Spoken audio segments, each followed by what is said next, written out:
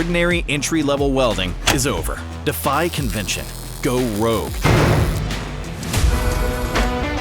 Choosing a shielding gas from MIG Welding.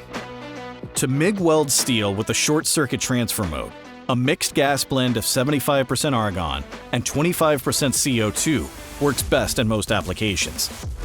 Sometimes called 75-25 or C25, mixed gas produces the least amount spatter, the best bead appearance, and helps prevent burn-through on thinner materials.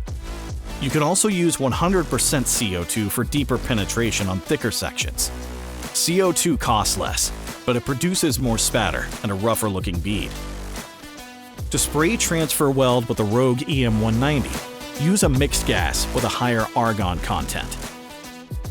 To MIG weld stainless steel, use a trimix gas blend with helium, argon, and CO2.